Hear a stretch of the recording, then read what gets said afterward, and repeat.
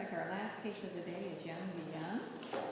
And, each side will have 15 minutes to present their arguments, and the appellant may reserve up to 5 minutes. We're ready anytime.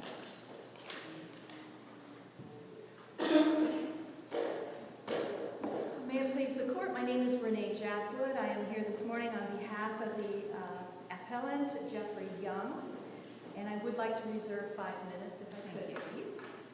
And since I'm starting not at 11:30, I probably watch it so much. In this particular case, I have cited 4 different errors. Counsel, just before you, I apologize to you. I have 2 different times. When you just said that, I looked on my timer. There's a different time than it's on my iPad. So it's actually 11:16. And I always ask people when we start very early, is there any reason that you can't proceed? Are you expecting a client or are you expecting a client? I am not expecting my client. I'm not. Okay, so you're okay to start. It looks like lunch will be early. Well, I get there before the rush. I should have realized that. Look, it says 11:30 here. Okay, all right. Okay. I was wondering how we lost so much time on the last one. All right, I'm going to start you over. Okay. No All right, problem. Go ahead. And I've already introduced myself, so Sure. I'll try not to repeat that. We have 4 assignments of error in our brief. I just wanted to touch on each of them very briefly and answer any questions that the panel might have in regards to those. The first one is in regards to the deficiency on the house.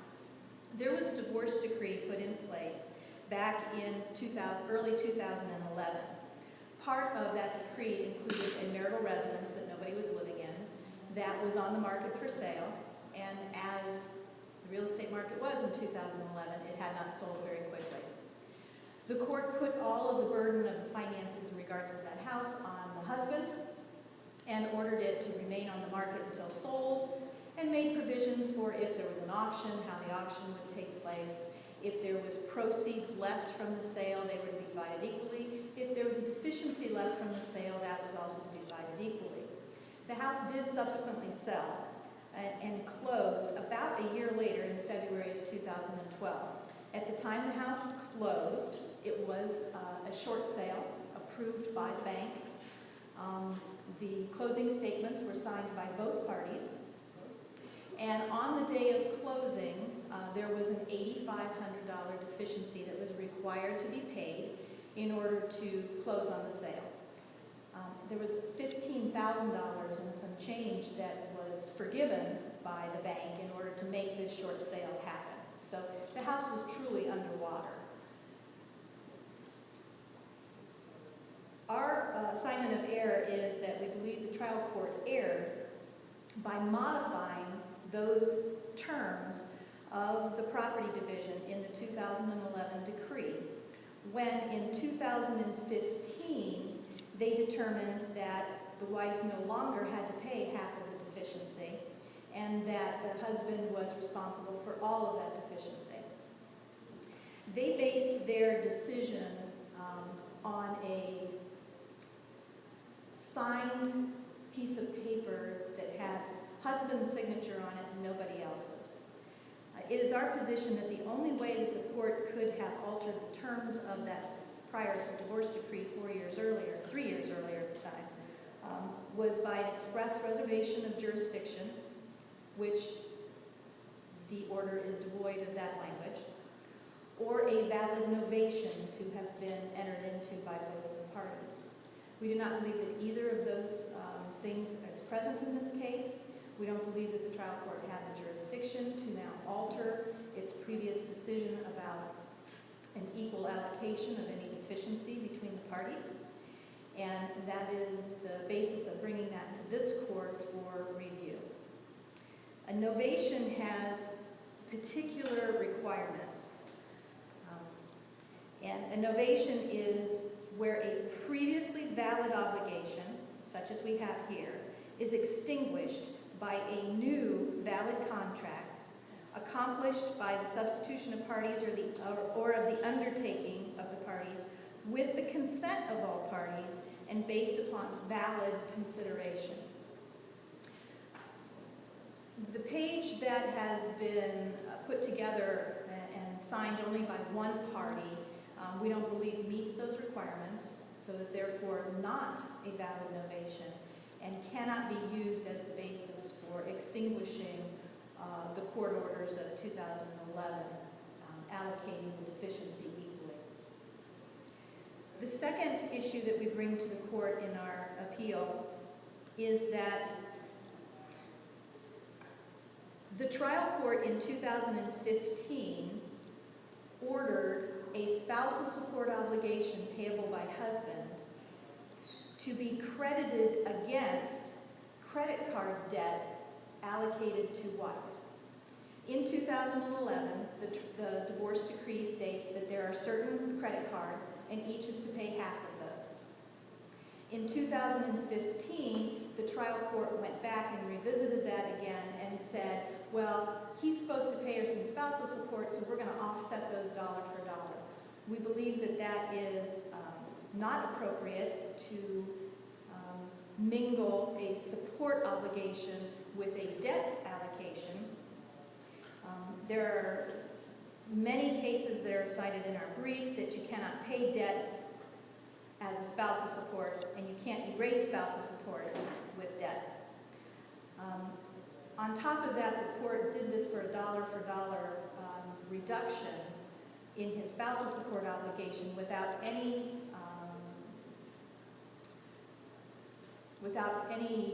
looking towards the tax consequences of such a thing. I mean, spousal support dollars are treated much differently in tax returns than the payment of credit card debt would be. So because his spousal support obligation has been lowered by taking on more debt, he has lost the tax advantage of paying that in spousal support, being able to deduct it from his income, when his wife should be paying on the credit card debt with monies that she received. Our third issue is the imposition of a retroactive spousal support obligation that the trial court undertook in 2015, which took place years after wife's remarriage. Now, in this particular case, the divorce decree is very clear that the spousal support would terminate upon the death of either party or the cohabitation or remarriage of wife. Those are the specific terms that are outlined in the decree in 2011. In 2015, the court imposed for the first time a spousal support obligation payable by Jeff, the husband, to his ex-wife, and his ex-wife had been remarried since 2012.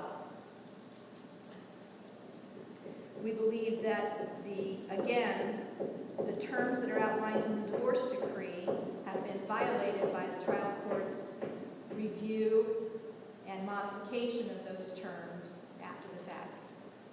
So we do not believe that the spousal support that was ordered should be ordered after the wife has remarried. Spousal support is supposed to be for support. It's not supposed to be used as a punishment or in order to equalize debt. It's supposed to be used for the support of a previous spouse, and in this term, under these terms, the spouse that had not yet cohabitated or remarried. Finally, our fourth issue is that the divorce ordered a division of the credit card debt. And in this trial court decision in 2015, the court did enforce that responsibility and kept the credit card debt allocated equally between the parties. The problem with that is husband had, over the course of those years, paid off all of the debt. He had paid off the credit card debt in order to mitigate the ongoing interest that kept accumulating on these credit cards that wife was not paying on. The trial court ignored our request for also a division of those interest charges. So quite frankly, husband has been harmed by the fact that he tried to mitigate the loss. He went ahead and paid off the credit cards, and the extra interest that had accumulated that he has paid was not allocated between them. Yes, ma'am? So you're saying that the interest that he paid prematurely should be offset against the spousal support? No, I do not believe that's what I'm saying, and I apologize if I was All right. clear as mud here. Let me try one more time. A separate issue is the fact that the credit card debt remained allocated equally between them. But you say he paid it all. At the time of the trial court in 2015, the credit card companies had been paid off. Husband had paid everything that was owed to all of the credit cards. Including wife's allocated portion. Wife's half, his half, and all of the interest that had accumulated between the divorce decree and when he got them paid off. We asked the trial court to also allocate equally that extra interest charges that had been, we asked the court to allocate what he actually paid off, not the amount that was back at the time of the divorce, because that amount grew due to her not making any payments. So she made no payments at all on her half that was allocated to her at the time of divorce. None. And finally, as also part of this fourth assignment of error, we would request that this court review the issue of attorney's fees that were requested by husband. There were several, more than several, there was quite a few attempts at trying to resolve this matter prior to coming to court. All of those attempts were ignored, and we believe that attorney's fees would be appropriate in order to make the parties whole. And you just started to rebut. I will sit down. Thank you.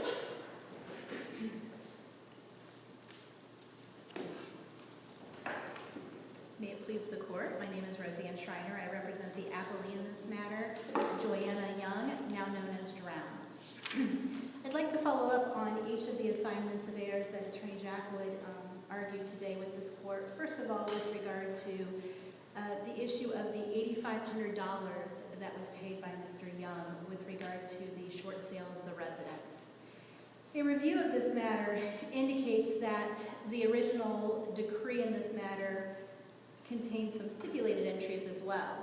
With regard to that original decree, it did state that one half of the deficiency would be the responsibility of each of the parties. Now that deficiency was either through the sale of the house to a private sale of the house or through a public auction of the house. It did not cover the issue of whether there would be a short sale or not, what would happen with any monies owed. A review of the closing statement in this matter when the house was sold via a short sale indicates that there was cash due by the seller in the amount of $8,500. Nowhere in any of the documents that concern the short sale do they refer to this $8,500 as a deficiency.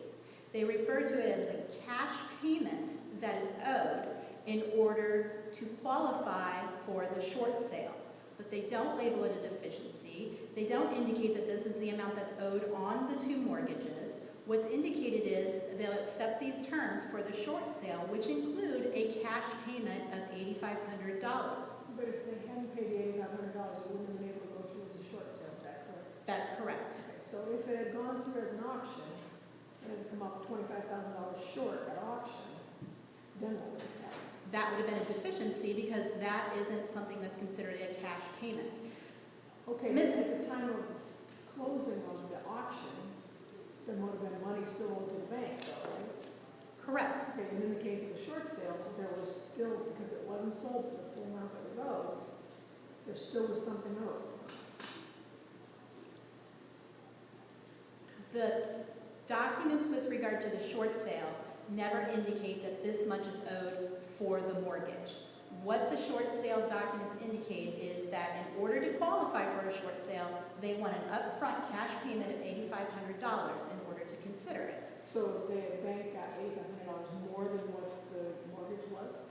$8,500 in connection with the money that they received from the sale of the home. Would still be below the full amount that was due on the house. There was still, the mortgage would still have, they still let the mortgage go with those terms, yes.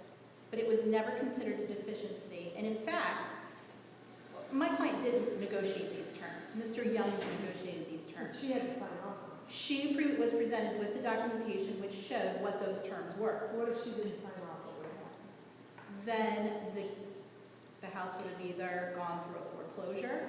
The house would have either sold via auction or the house would have sold through a private sale.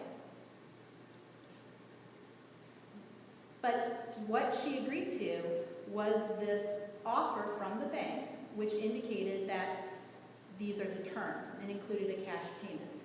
She wanted to make sure that Mr. Young was clear that if he was accepting and if he wanted her to accept these terms, then she was not going to take responsibility for this cash payment because she didn't have any portion of that cash payment to So pay. she has something written somewhere that says that if he does this, she's not paying a dime. Correct. And that was Exhibit B as part of the trial court's exhibits. And that document specifically indicates that this is a settlement and that this is not considered a deficiency that he is excusing her from.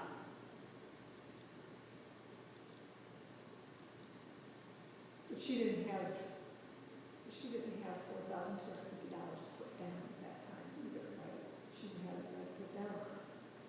Which is why she would have never agreed to those terms. Correct.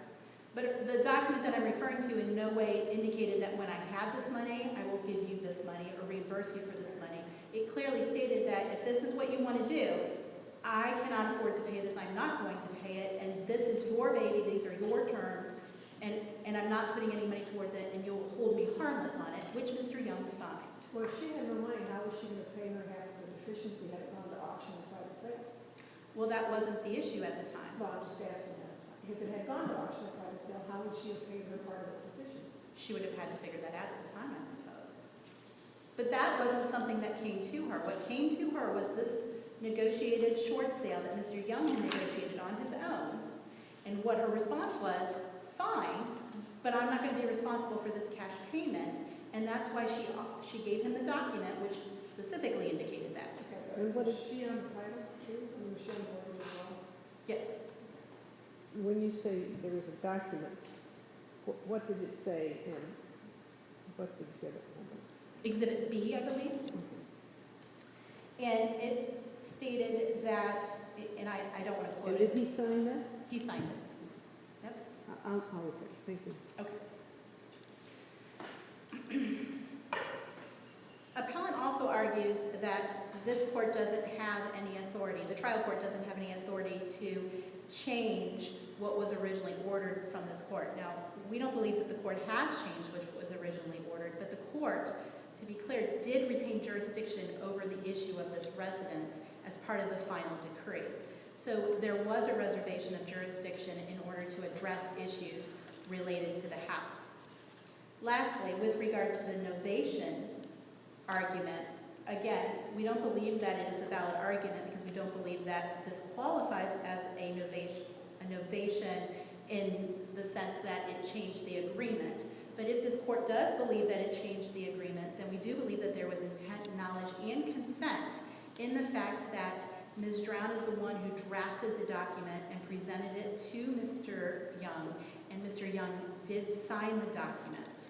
And this was all done prior to the closing of this matter. With regard to the second assignment of error, which is the spousal support and credit card offsetting issue, what the trial court did in this matter is they looked at the amount that Mr. Young would owe Ms. Drown for the spousal support that was incurred up to the date of her marriage. They treated that as a liability because he had not paid one dime towards that obligation. When they treated it as a liability, they then offset it against the liability that she owed him in order to make the math, I guess, simpler and to figure out exactly how much was owed from each side. The case in which I cited in my brief, it was the Roots versus Roots case, indicates that this is something that the court is able to do with regard to lump sum judgments and considering the non-payment of spousal support and offsetting it as a liability against other liabilities. So we do believe that the trial court had the ability to offset those two items against each other, and we would indicate that there was nothing that ever alleviated Mr. Young from his obligation to pay the support until Ms. Drown was married. Prior to that time, that obligation remained in effect, and he ignored it and didn't pay a dime to her. He shouldn't be relieved of that obligation, and it shouldn't be ignored just because it wasn't something that was pursued by Ms. Young until this past proceeding that was in front of the trial court. With regard to the third assignment of error, which I've touched on a little bit, is with regard to the spousal support and the argument that it should not have been imposed retroactively. I think that there's some question about whether it was ever imposed retroactively. This is a spousal support obligation that was imposed as part of the decree of divorce. Mr. Young ignored that obligation and did not pay anything on that obligation. It was not imposed as part of the trial court's order in 2015, rather it was enforced in its order in 2015 after the trial court held a hearing on the motion filed by Ms. Young.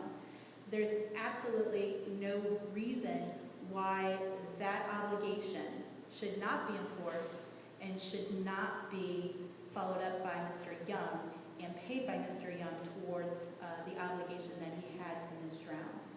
There was also an argument made by appellant that that obligation should have stopped as of the time that she cohabitated with her now spouse, and he indicated that that was earlier than their marriage. However, there was absolutely no evidence presented to this court that would justify any earlier termination of that spousal support obligation other than the date of her marriage to Mr. Drown.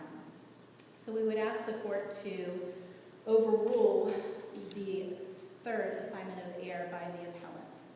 Lastly, with regard to the fourth assignment of error, which has to do with the interest due on the credit cards and the attorney's fees, it's not so simple that she didn't pay her half of the credit card debt. What had happened was, as part of the decree of divorce, the issue of how those items were going to be paid were not included in that decree and had to be revisited in a supplemental or non-pro-tunc decree.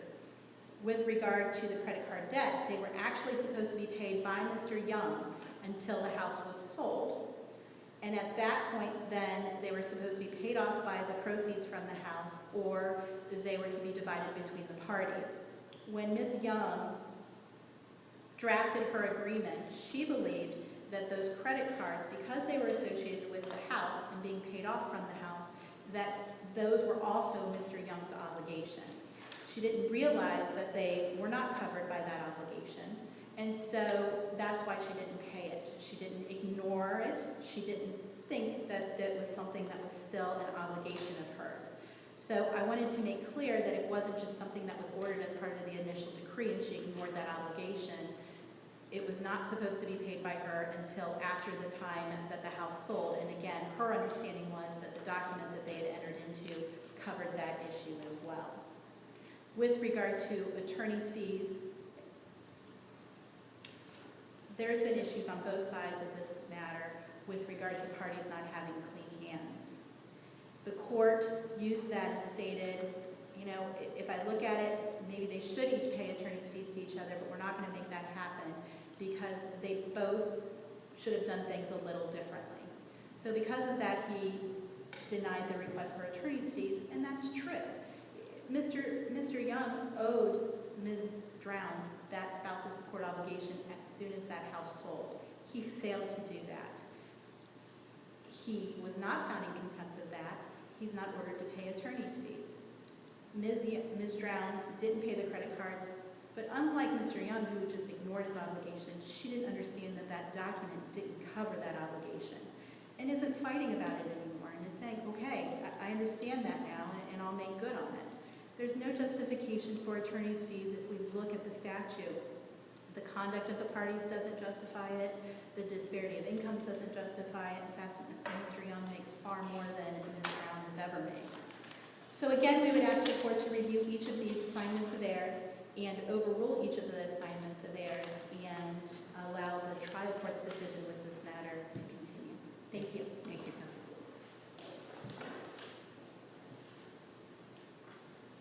You have just a little less than 5 minutes. This won't take 5 minutes. Okay. I just want to bring a couple of things to your attention. On Defendant's Exhibit 4, is the short sale application that husband made to Huntington Bank. He did that in October of 2011. The house sale ended up being a short sale, and that is all shown by Plaintiff's Exhibit A. The wife knew about the terms of the short sale. She agreed to them by her acceptance on the purchase agreement. It was a full 2 months prior to the closing. This wasn't new news to her. 2 months before the house closed, the short sale terms were given to her and she signed off on them. They are relying on Plaintiff's Exhibit B, and our position is that that is not a valid novation.